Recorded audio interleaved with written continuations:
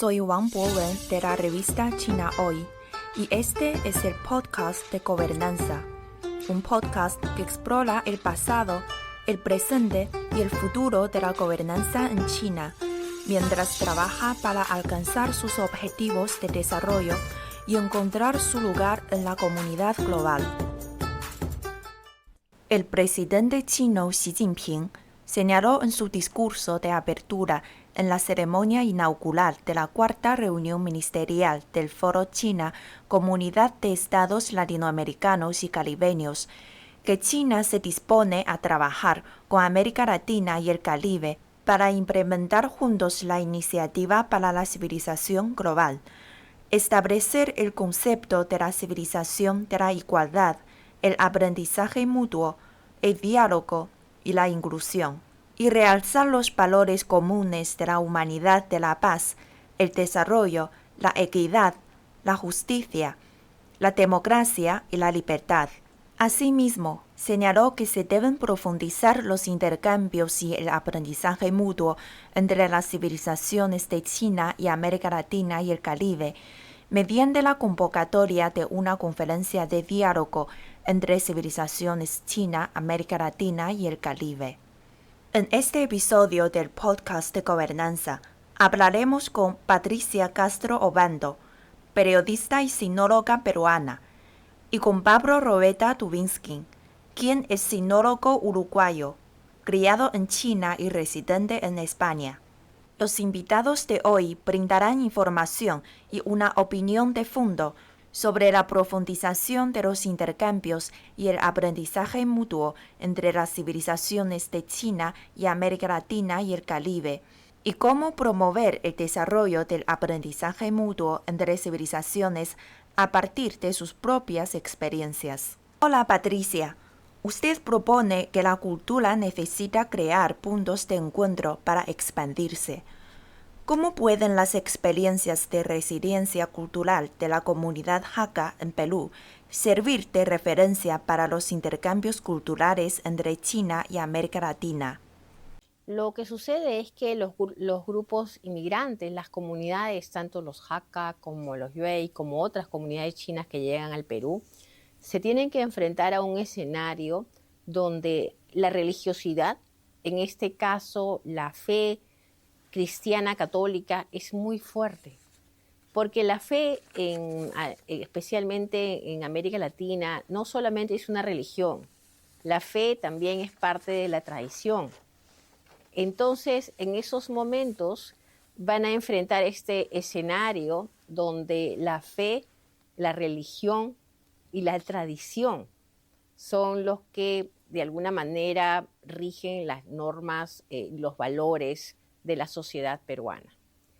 Ellos traen consigo también el pensamiento chino y sus creencias, pero a diferencia de las tradiciones religiosas del Perú, especialmente lo que acabo de mencionar, la religión cristiana y católica, en el caso de los chinos, el pensamiento y la religiosidad es más abierta.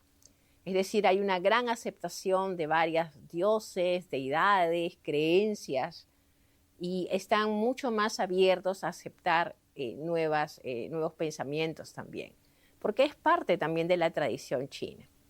Ellos conservan también, por supuesto, sus creencias y también, especialmente en el caso de los festivales, de las fechas más importantes para sus dioses, para sus deidades, construyen sus propios templos y incluso se llega a un proceso que hemos llamado el proceso del sincretismo. Quiere decir que en el caso de la deidad de Guangong, tiene en el Perú otro nombre también, se llama San Acón. Ha cambiado ese nombre. ¿Y por qué lo ha cambiado? Porque al agregar San, está agregando, digamos, una etiqueta de la religiosidad católica, ¿no? Digamos, la tradición cultural del Perú, ¿no?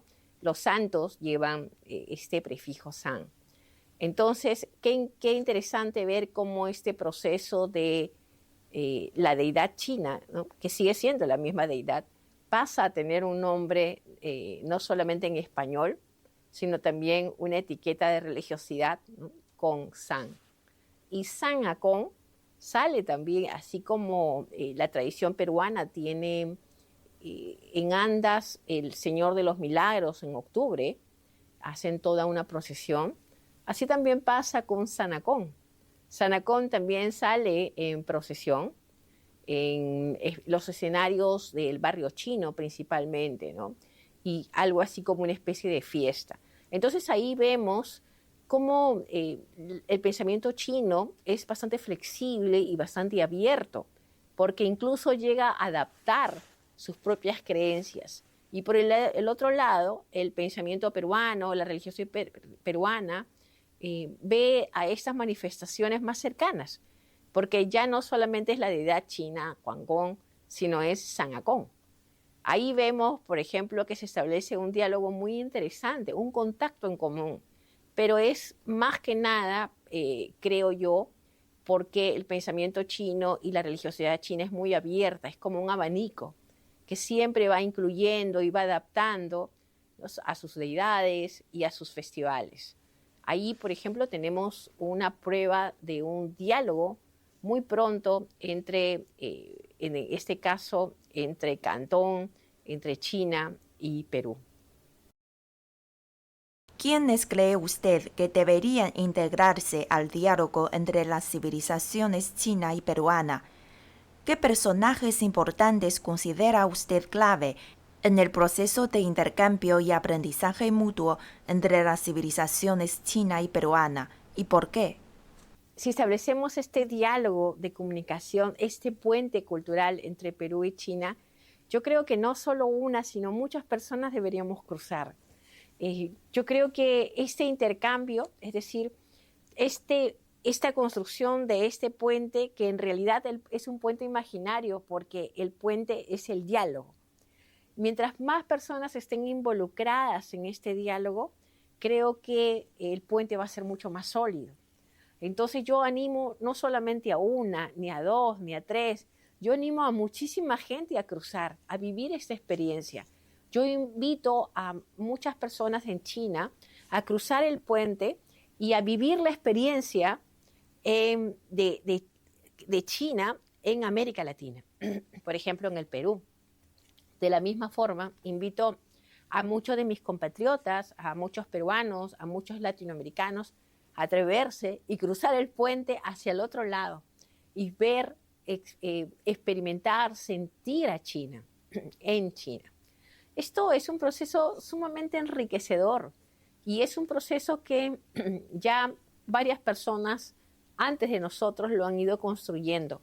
Yo siempre pienso en Guillermo Dañino, siempre, porque Guillermo Dañino, en realidad, él básicamente su trabajo principal que él eligió fue traducir a clásicos chinos, poesía china, literatura china. Y es interesante porque con la literatura china y con la poesía china, Guillermo Dañino abrió el camino de los peruanos hacia China. Esto a mí me parece sumamente fundamental y este es el camino que nosotros queremos seguir cruzando. Ahora, Perú y China tienen muchos puntos en contacto. También he hablado anteriormente sobre las antiguas civilizaciones, la riqueza profunda y cultural antigua que tiene Perú y China. Y estaba pensando también en la historia, ¿no? ¿Cuántos personajes de la historia me gustaría que cruzaran hacia China para que pudieran entender, sentir a China?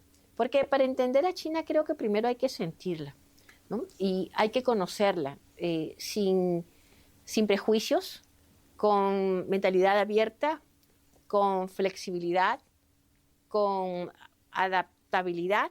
Creo que son condiciones que es necesario para conocer a otra cultura.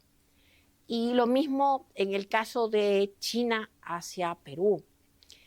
Lo interesante de esto también ha sido que el proceso de inmigración, es decir, los grupos de inmigrantes han cruzado el puente, han cruzado el mar realmente, abriendo camino.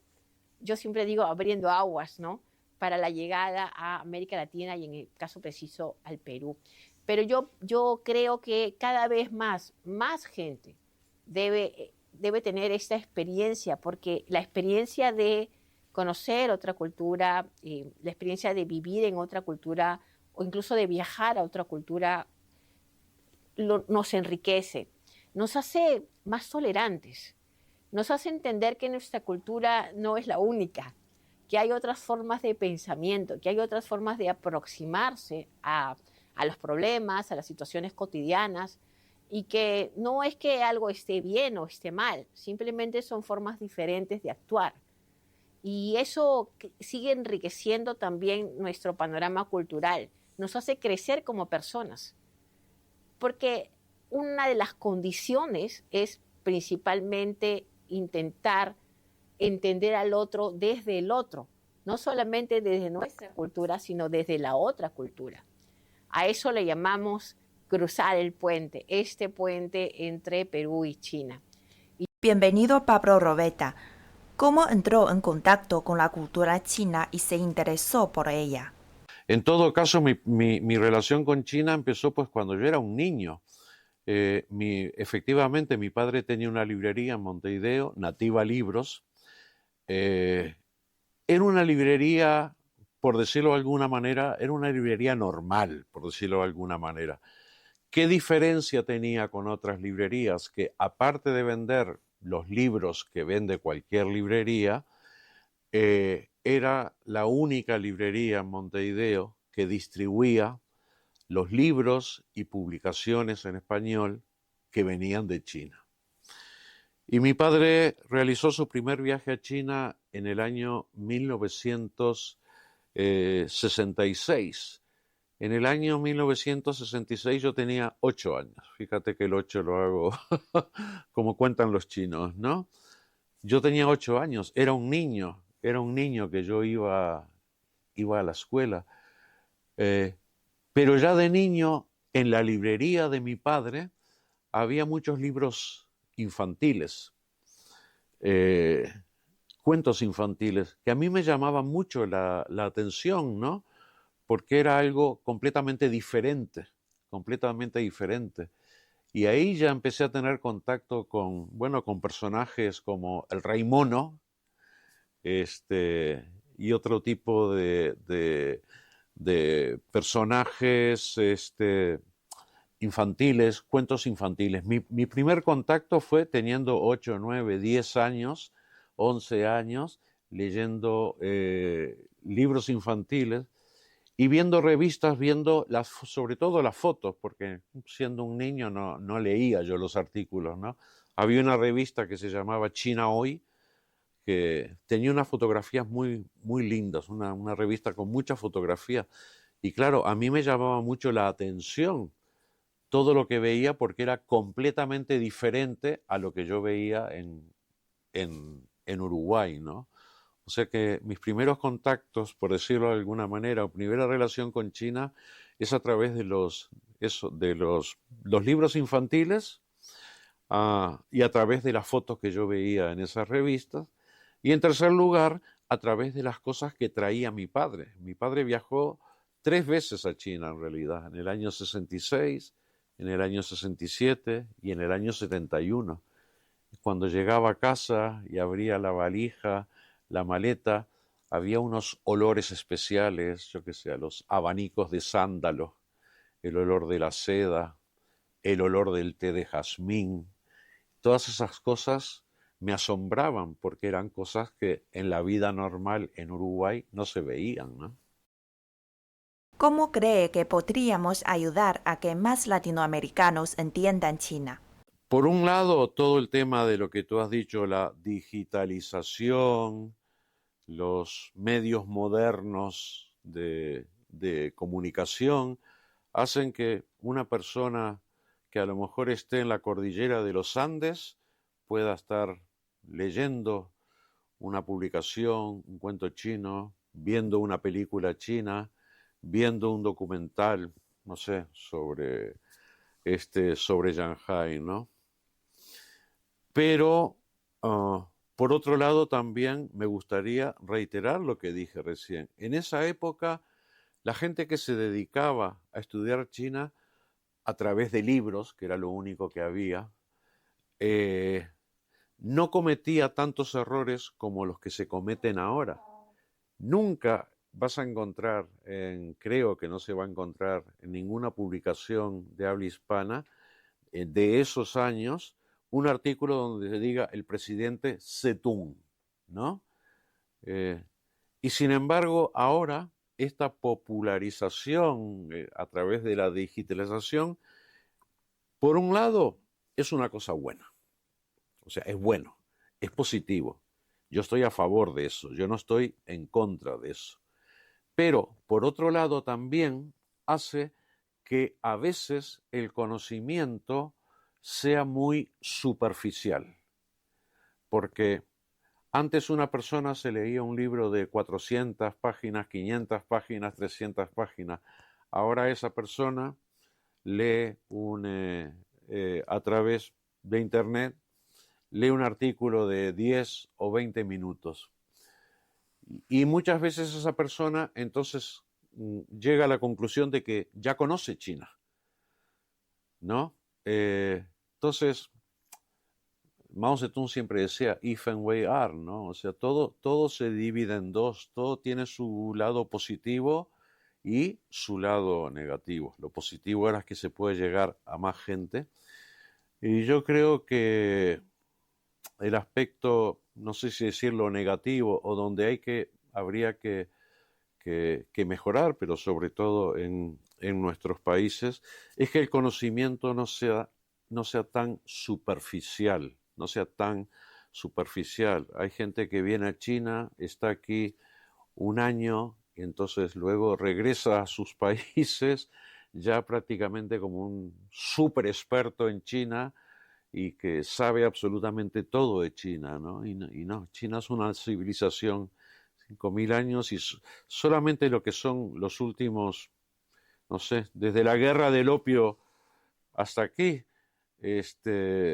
ciento y tantos de años, es una historia tan complicada, es una filosofía tan, no digo complicada, ¿no? Pero tan particular. Y todo lo relacionado con China requiere mucha atención, requiere muchos estudios. Entonces, bueno, la conclusión un poco que yo saco, quizás porque soy un viejo y yo pertenezco a la generación que aún lee libros en papel, ¿no?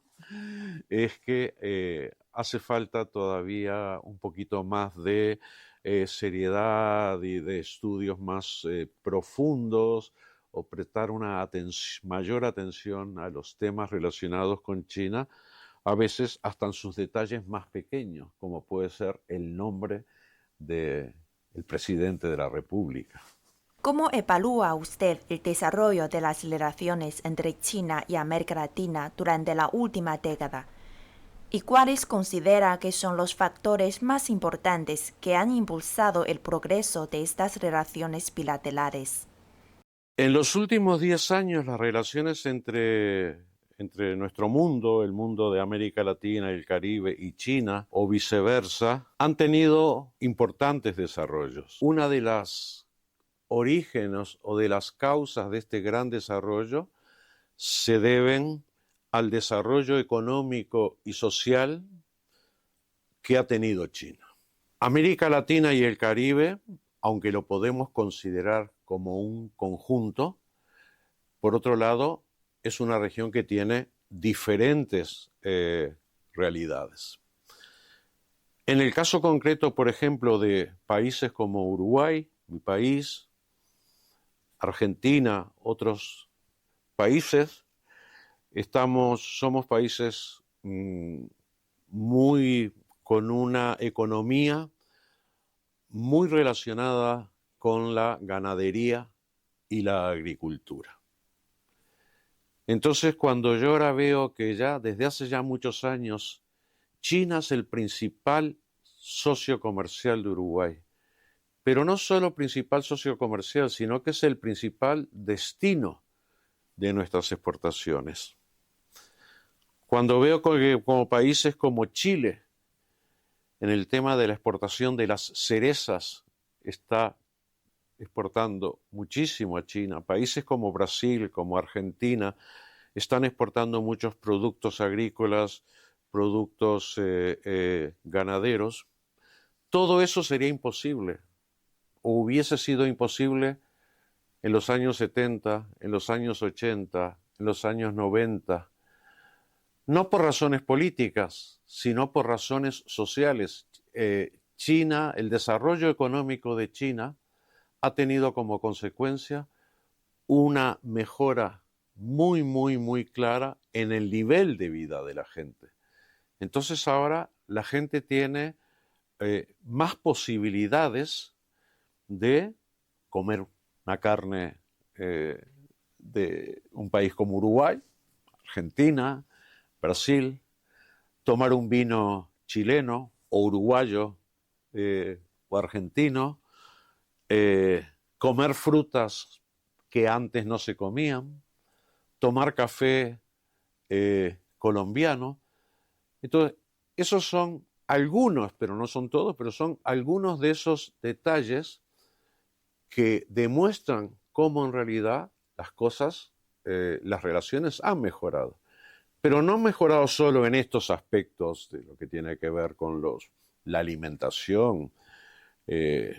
Recientemente se ha inaugurado en Perú un puerto muy importante, que eso va a tener un significado o está teniendo ya una relación muy importante, no solo en el comercio marítimo o en el transporte marítimo entre China y América Latina, sino en el transporte mundial, porque eso va a abaratar o va a mejorar o va a disminuir el tiempo o los días necesarios para ese transporte, ¿no?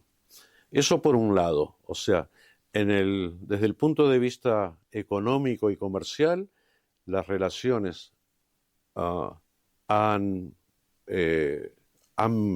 se han incrementado de forma ya también bilateral, o sea, ya China está exportando, el otro día leía que ya estaba exportando, por ejemplo, a Argentina, autobuses o ómnibus eléctricos. En Montevideo ya hay autobuses o ómnibus, depende cómo se llame, eléctricos, que están fabricados en China.